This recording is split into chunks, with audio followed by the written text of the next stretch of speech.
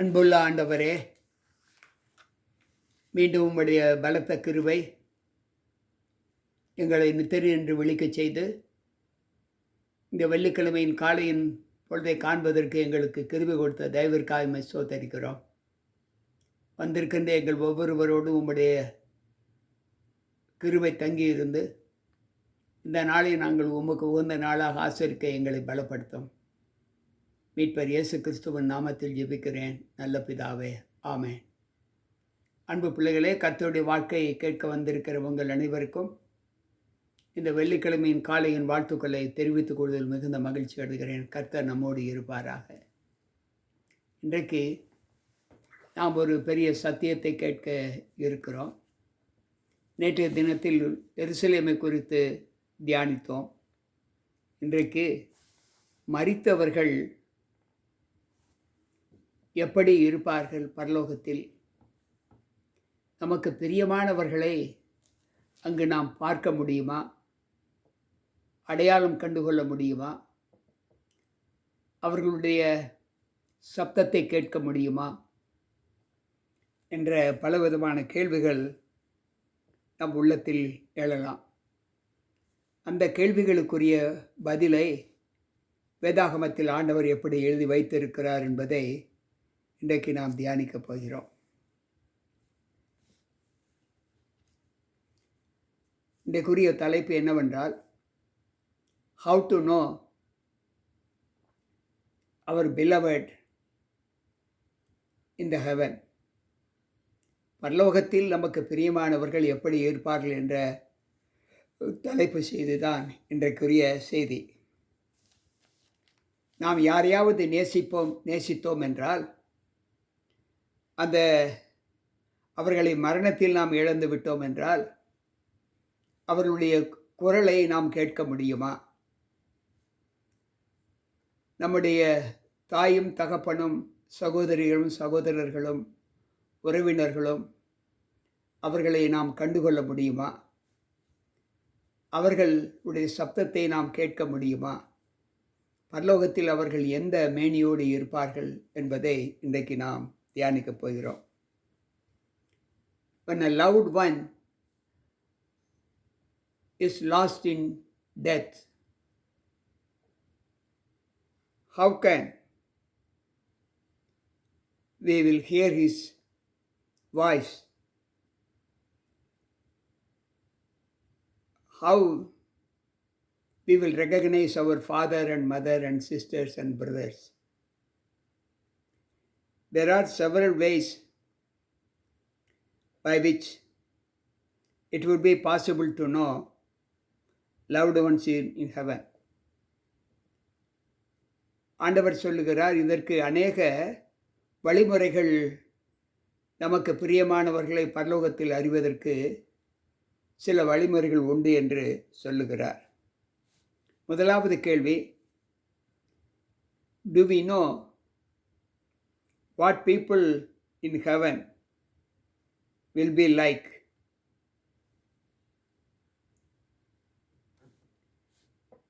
என்னவென்றால், பரலோகத்தில் இருக்கக்கூடிய பிள்ளைகள் எந்த நிலையில் இருப்பார்கள் என்று வேதம் சொல்லுகிறது என்பதை இன்றைக்கு நாம் படிக்கப் போகிறோம்.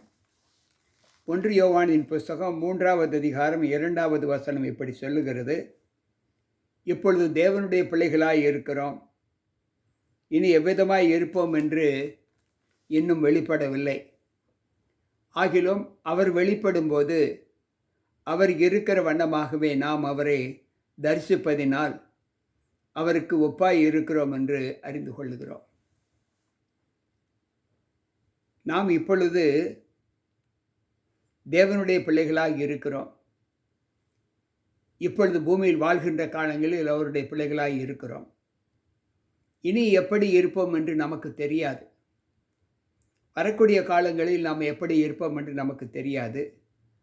ஆகிலும் அவர் பரலோகத்திலிருந்து வெளிப்படும்போது அவர் இருக்கிற வண்ணமாகவே நாம் அவரை தரிசிப்பதினால் அவருக்கு ஒப்பாய் இருப்போம் என்று அறிந்து கொள்ளுகிறோம். நாம் ஆண்டவருக்கு பிரியமாய் இந்த பூலோகத்தில் வசித்தால் அவர் எப்படி இந்த பூலோகத்தில் எப்படி அவருடைய பிதாவாகிய தேவனுக்கு சாட்சியாக தன்னுடைய வாழ்க்கையை ஆண்டவருக்கு பிரியமாய் அர்ப்பணித்தாரோ, அதைப்போல நாமும் இந்த பூலோகத்தில் அப்படிப்பட்ட வாழ்க்கையை வாழும்போது, நாமும் அவர் எப்படி இருக்கிறாரோ, ஆண்டவராக இயேசு கிறிஸ்து எப்படி வரும்போது எப்படி இருப்பாரோ, அதைப் போலவே நாமும் அவரை இருப்போம், நாமும் அவரை தரிசிப்போம் என்று வேதம் சொல்லுகிறது. அன்பு பிள்ளைகளே, அடுத்த ஒரு கேள்வி, எப்படிப்பட்ட what kind of bodies will riches will have, எப்படிப்பட்ட சரீர அமைப்பை நீதிமான்கள் பெற்றிருப்பார்கள் என்று அங்கு ஒரு கேள்வி எழும்பினால், அந்த கேள்விக்கு வேதம் சொல்லுகிற பதில் என்னவென்றால், பிலிப்பியரின் புஸ்தகம் 3வது அதிகாரம் 20-21வது வசனம் இப்படி சொல்லுகிறது. நம்முடைய குடியிருப்போ பரலோகத்தில் இருக்கிறது. அங்கே இருந்து கர்த்தராக இயேசு கிறிஸ்து என்னும் இரட்சகர் வரை எதிர்பார்த்து கொண்டிருக்கிறோம். அவர் எல்லாவற்றையும் நமக்கு கீழ்ப்படுத்திக் கொள்ளத்தக்கதாக தம்முடைய வல்லமையான செயலின்படியே நம்முடைய அற்பமான சரீரத்தை தம்முடைய மகிமையான சரீரத்திற்கு ஒப்பாக மறுரூபப்படுத்துவார். இதை குறித்து நீங்கள் ஏன் கவலைப்படுகிறீர்கள்? எப்படி இருப்போம் என்ற கவலை உங்களுக்கு வேண்டாம்.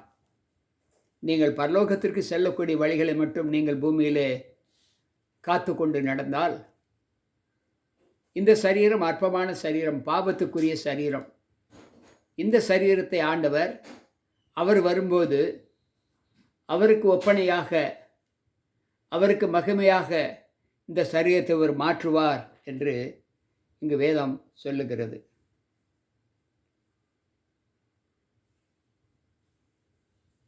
அன்பு பிள்ளைகளே, இயேசு கிறிஸ்து தாம் மரிக்கும்போது அவருடைய சரீரம் எப்படி இருந்தது? இயேசு கிறிஸ்து, Christ Jesus have a real body after he passed through death. அவர் மரணத்தின் ஊடாக தன்னை ஒப்பு கொடுக்கும்போது அவர் எந்த சரீரத்தை பெற்றிருந்தார், எப்படிப்பட்ட அவருடைய சரீர அமைப்பு எப்படி இருந்தது என்ற ஒரு கேள்வி எழும்பும் என்றால், லூக்கா 24வது அதிகாரத்திலே நாம் சில சத்தியத்தை அவர் வெளிப்படையாக நமக்கு சொல்லியிருக்கிறார். என்னவென்றால், அங்கு ஆண்டவர் சொல்லுகிற சத்தியம் அங்கு வேதாகமத்தில் 36வது வசனத்தில் அங்கு சொல்லப்பட்டிருக்கிறதை நாம் வாசிப்போம். இவைகளை குறித்து அவர்கள் பேசிக்கொண்டிருக்கையில் இயேசுதாமே அவர்கள் நடுவிலே நின்று, உங்களுக்கு சமாதானம் என்றார். அவர்கள் கலங்கி பயந்து ஒரு ஆவியை காண்கிறதாக நினைத்தார்கள். அவர்களை நோக்கி, நீங்கள் ஏன் கலங்குகிறீர்கள்? உங்கள் இருதயங்களில் சந்தேகங்கள் எழும்புகிறது என்ன? நான் தான் என்று அறியும்படி என் கைகளையும் என் கால்களையும் பாருங்கள், என்னை தொட்டு பாருங்கள். நீங்கள் காண்கிறபடி எனக்கு மாமிசமும் எலும்புகளும் உண்டாகியிருக்கிறது போல ஒரு ஆவிக்கு இராதே என்று சொல்லி தம்முடைய கைகளையும் கால்களையும் அவர்களுக்கு காண்பித்தார். ஆகையால் அவர்கள் சந்தோஷத்தினால் அவர்கள் இன்னும் விசுவாசியாமல் ஆச்சரியப்படுகையில், புசிக்கிறதுக்கு ஏதாகிலும் இங்கே உண்டா என்று அவர்களிடத்தில் கேட்டார். அன்பு பிள்ளைகளே, இந்த வாசகத்தை நாம் எப்படி புரிந்து கொள்ள வேண்டும் என்று வேதம் சொல்லுகிறது என்றால், இயேசு கிறிஸ்து மரித்ததற்கு பின்பு அவர் உயிர்த்தெழுந்து விட்டார் என்று மரியாள் சொன்னபோது யாரும் நம்பவில்லை. பின்பு அவர்கள் கூடி வந்து ஜெபம் பண்ணி கொண்டிருக்கும்போது இயேசு தாமே அவர்கள் நடுவில் நின்று சொல்லுகிறார். அந்த இடத்தில் பேதுரு, தோமா என்பவன் இல்லை. ஆண்டவரை பார்த்து, அவரை நான் பார்ப்பேனே ஆகில் நான் விசுவாசிக்க மாட்டேன் என்று சொல்லுகிறார். பார்த்தால் மட்டுமே விசுவாசிப்பேன். இதை நாம் மத்தேயு எழுதின நற்செய்தி நூலிலே பார்க்கலாம். இங்கு லூக்கா பக்தன் சொல்லுகிறார், அவர்கள் யாரும் விசுவாசிக்கவில்லை. பேதுருவும் அந்த இடத்தில் இல்லை. அவர் வந்தபோது அங்கு கர்த்தரை கொண்டோம் என்று சொல்லுகிறார்கள். நம்பவில்லை. அவர்கள் திகிலடைந்து அவர்கள் பயப்படுகிற ஒரு சூழ்நிலையில் காணப்பட்டார்கள். இயேசு அவர்களை பார்த்து, ஏன் சந்தேகப்படுகிறீர்கள்? நான் தான் அவர் என்று நீங்கள் நம்புங்கள். என் கைகளையும் என் கால்களையும் பாருங்கள். என்னை தொட்டு பாருங்கள். ஒரு ஆவிக்கு கைகளும் கால்களும் இருக்குமா? இல்லையே. பின்பு ஏன் சந்தேகப்படுகிறீர்கள் என்று. பின்னும் அவர்கள் அதை விசுவாசித்தால், ஆனாலும் சந்தேகம் அவர்களுக்குள் இருந்தது. உடனே ஆண்டவர் இயேசு கிறிஸ்து சொல்லுகிறார், சாப்பிடுவதற்கு ஏதாவது உண்டா என்று சொல்லுகிறார். அவர்கள் பொரித்த மீன்கள் உண்டென்று சொல்லுகிறார்கள். அன்பு பிள்ளைகளே, நாமும் அவர் எப்படி இருந்தார் அதைத்தான் 1 யோவான் 3:2 நாம் வாசித்தோம். அவர் இருக்கிற வண்ணமாக, அவர் வெளிப்படும் போது அவர் இருக்கிற வண்ணமாகவே நாமும் இருப்போம் என்று அங்கு வேதத்திலே நாம் வாசித்திருக்கிறோம். மகதலேனா மரியாள், how did Mary recognize Jesus on the morning of his resurrection? இயேசு கிறிஸ்து அங்கு தன்னுடைய மரண நாளில் உயிர்த்தெழுந்ததற்கு பின்பு அவர்தான் இயேசு கிறிஸ்து என்று எப்படி உணர்ந்து கொண்டார் என்பதை நாம் யோசித்து பார்த்தால், அங்கு யோவான் எழுதின நற்செய்தி நூல் 20வது அதிகாரம் அங்கு 11 16 வசனங்கள் வரை நாம் வாசித்து பார்த்தால், அங்கு ஆண்டவர் ஒரு சத்தியத்தை அங்கு சொல்லுகிறார். மரியாள் கல்லறையிலிருந்து வெளியே நின்று அழுது கொண்டிருந்தாள். அப்படி அழுது கொண்டிருக்கையில் அவள் குனிந்து கல்லறைக்குள்ளே பார்த்து, இயேசுவின் சரீர் வைக்கப்பட்ட இடத்திலே வெள்ளுடை தரித்திருந்தவர்களாய் 2 தூதர்கள் தலைமாட்டில் ஒருவனும் கால்மாட்டில் ஒருவனுமாய் உட்கார்ந்திருந்ததை கண்டான். அவர்கள் அவனை நோக்கி, ஸ்திரியே, ஏன் அழுகிறாய் என்றார்கள். அதற்கு அவள், என் ஆண்டவரை எடுத்துக்கொண்டு போய்விட்டார்கள். அவரை வைத்த இடம் எனக்கு தெரியவில்லை என்றார். இவைகளை சொல்லிக்கொண்டு பின்னாக திரும்பி இயேசு நிற்கிறதை கண்டார்கள். ஆனாலும் அவரை இயேசு என்று அறியாதிருந்தார். இயேசு அவளை பார்த்து, ஸ்திரியே, ஏன் அழுகிறாய்? யாரை தேடுகிறாய் என்றார். அவள் அவரை தோட்டக்காரன் என்று எண்ணி, ஐயா, நீர் அவரை எடுத்துக்கொண்டு போனது உண்டானால் அவரை வைத்த இடத்தை எனக்கு சொல்லும், நான் போய் அவரை எடுத்துக்கொள்ளுகிறேன் என்றார். இயேசு அவளை நோக்கி, மரியே என்றார். அவள் திரும்பி பார்த்து ரபுனி என்றார். அதற்கு போதகரே என்று அர்த்தமாம். இயேசு அவளை நோக்கி, என்னை தொடாதே, நான் இன்னும் என் பிதாவின் இடத்திற்கு ஏறி போகவில்லை. நீ என் சகோதரருக்கு போய், நான் என் பிதாவினிடத்திற்கு உங்கள் பிதாவினிடத்திற்கும் என் தேவனிடத்திற்கு உங்கள் தேவனிடத்திற்கு போகிறேன் என்று அவர்களுக்கு சொல்லு என்றார். அன்பு பிள்ளைகளே, இயேசு கிறிஸ்து மரித்து உயிர்த்தெழுந்ததற்கு பின்பு கல்லறை வெறுமையாக இருக்க கண்டதை பார்த்த மகதலேனா மரியாள் அங்கு துக்கத்தோடு இருக்கிறார். தேவதூதர்கள் அவருக்கு காட்சி கொடுத்து, அவர் எப்படி எழுந்தருளி போனார் அப்படியே வருவார் என்று சொன்னார். பின்பு அவள் பயணப்பட்டு போகும்போது வழி அருகே போகின்ற ஒரு மனிதனை பார்த்து, ஐயரே, நீர் இந்த தோட்டக்காரர் என்று அவரை நினைத்து இயேசுவை எடுத்துக்கொண்டு போயிருந்தால் எனக்கு சொல்லும், வைத்த இடத்தை எனக்கு காண்பியும், நான் எடுத்து போகிறேன் என்று சொன்னார். உடனே அவர் சப்தத்தை கேட்ட ஆண்டவர் இயேசுவை பார்த்து, மரியாளே என்று சொன்னார். உடனே தன்னுடைய பெயரை சொன்ன அந்த அனுபவம், அந்த சப்தம் ஏற்கனவே பழக்கப்பட்ட சத்தமாய் இருப்பதினால் அவள் திரும்பி பார்த்து ரபுனி என்றாள். ரபுனி என்றால் போதகரே என்று அர்த்தமா. அன்பு பிள்ளைகளே, இயேசு சொல்லுகிறார், நான் உயிர்த்தெழுந்ததை நான் உங்கள் தேவனிடத்திற்கும் என் தேவனிடத்திற்கும் உங்கள் பிதாவினிடத்திற்கும் என் பிதாவினிடத்திற்கும் போகிறேன் என்று உங்கள் சகோதரர் சகோதரிகள் எல்லாருக்கும் சொல்லு என்று சொல்லுகிறார். அன்பு பிள்ளைகளே, இயேசு கிறிஸ்து இப்படித்தான் தன்னை அவர்களுக்கு அடையாளம் காட்டினார். How did the disciples recognize Jesus?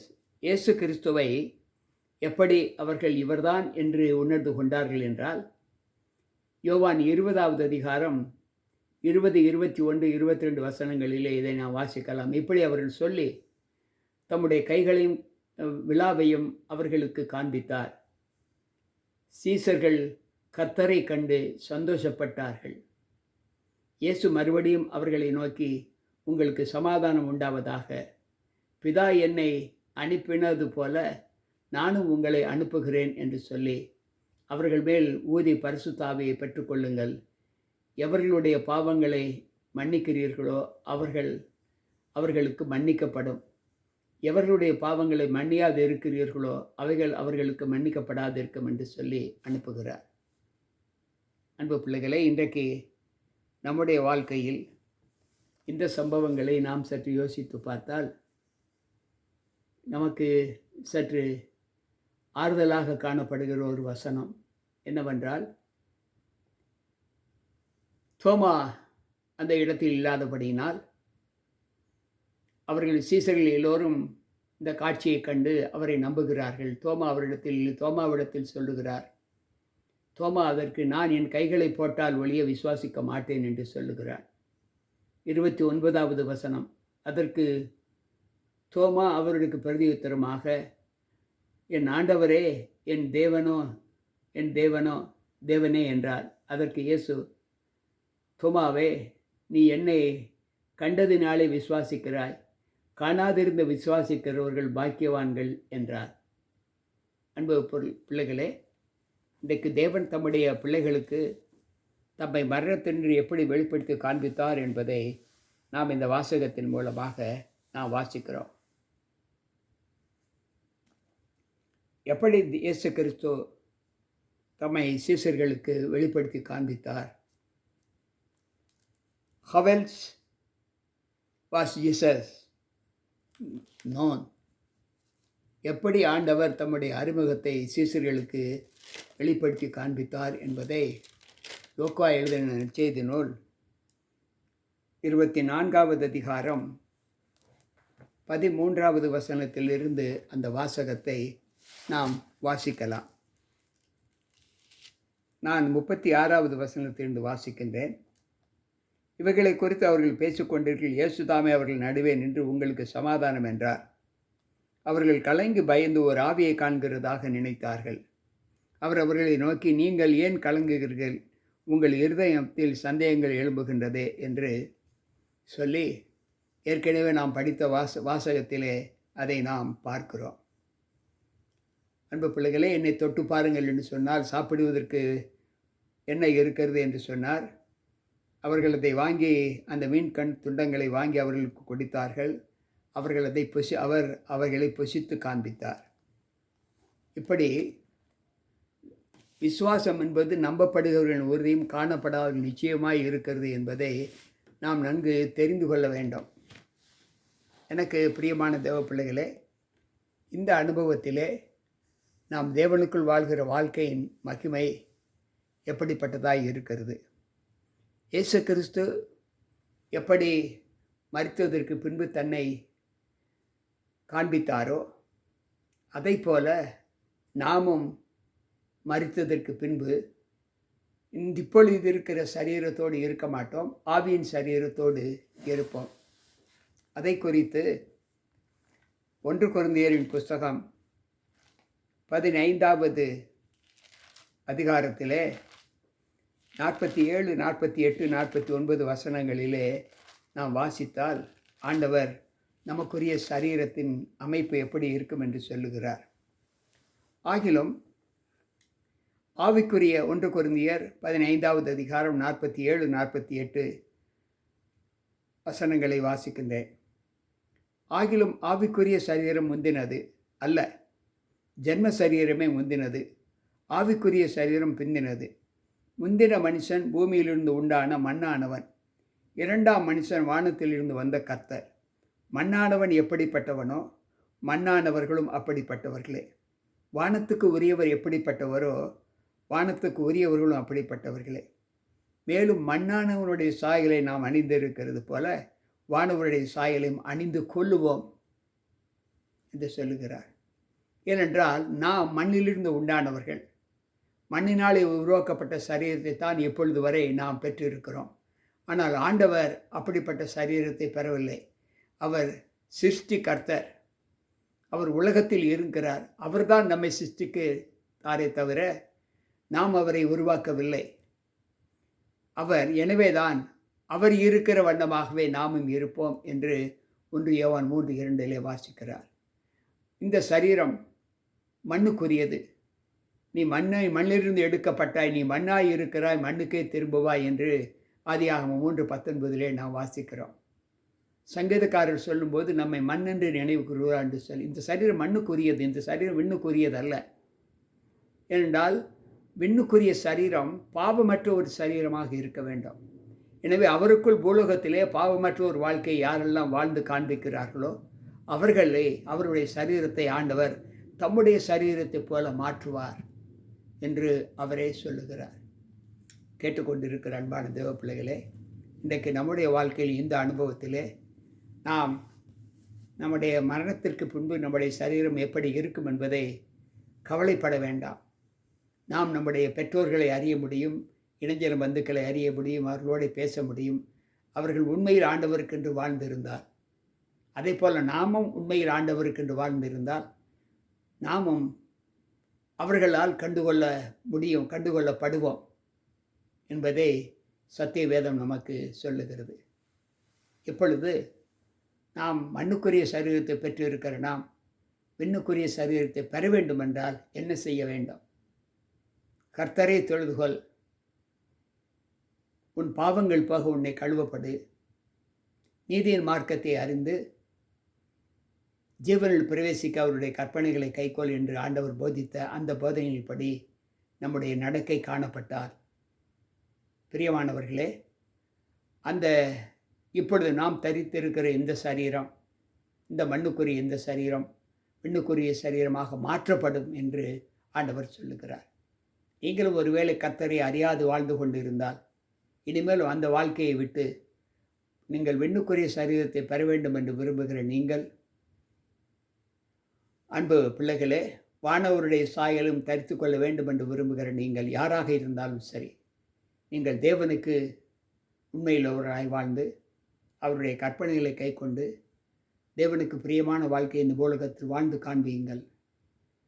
ஒருவேளை ஆண்டவர் வருவதற்கு முன்பு நீதிமான்கள் மரித்திருந்தாலும், ஆண்டவர் வரும் வரை நீதிமான்கள் உயிரோடு இருந்தாலும் அவருடைய சரீரம் மாற்றப்படும், மறுரூபமாக்கப்படும் என்று ஆண்டவர் சொல்லுகிறார். இந்த நிலையில் இருக்க வேண்டும் என்று விரும்புகிற பிள்ளைகள் யாராவது இந்த குணத்திலே தங்களை ஒப்புக் கொடுக்கவில்லை என்றால், இன்றைக்கு கேட்ட இந்த சத்தியத்திற்கு சாட்சியாக நம்ம ஒப்புக் கொடுப்போமா? ஜெபிப்போம். அன்பு தேவனே, இன்றைக்கு உம்முடைய சத்திய வார்த்தைகளை கேட்ட எங்களுக்குள் நாங்கள் மரித்து போனால் நாங்கள் பரலோகத்திற்கு செல்வோமா என்ற நம்பிக்கை எங்களுக்குள் நீர் தந்த தயவிற்காக உம்மை துதிக்கிறோம். எப்படி வாழ்ந்தால் நாங்கள் பரலோகத்திற்கு செல்ல முடியும் என்பதை கற்றுக்கொண்டோம். அதன்படி எங்களுடைய வாழ்க்கையை அமைக்க எங்களை பலப்படுத்தும். நாங்கள் மாத்திரமல்ல, எங்களை பெற்றெடுத்த பெற்றோர்களும் உடன் பிறப்புகளும் இளைஞர பந்துக்களும் எங்களுடைய சபை மக்களையும் நாங்கள் காண்பதற்கு எங்களுடைய நடக்கை உமக்கு பரிசுத்தமாய் இருக்க வேண்டும் என்று கற்றுக்கொண்டோம். அந்த நிலையில் எங்கள் எல்லோரையும் நீர் வாழும்படி எங்களுக்கு நல்ல போதகத்தை தந்து அதன்படி நடக்க நாங்கள் எங்களை முற்றிலும் உம்முடைய சமூகத்தில் ஒப்புக் கொடுக்கிறோம். ஏற்றுக்கொள்ளும், பலப்படுத்தும். மீட்பர் இயேசு கிறிஸ்துவின் நாமத்தில் ஜெபிக்கிறேன் நல்ல பிதாவே, ஆமென். அன்பு பிள்ளைகளே, மீண்டும் நாளை சந்திப்போம். கேட்ட வார்த்தைகள் உங்களுக்கு பிரயோஜனமாக இருக்கும் என்று நான் கர்த்தருக்குள் நம்புகிறேன். தயவு கூர்ந்து இதில் சப்ஸ்கிரைப் செய்யாதவர்கள் சப்ஸ்கிரைப் செய்யும்படி உங்களை அன்போடு கேட்டுக்கொள்கிறேன். கர்த்தர் நம்மோடு இருப்பாராக. மீண்டும் நாளை சந்திப்போம். உங்கள் போதகர் ஜி.கே. ராபர்ட்.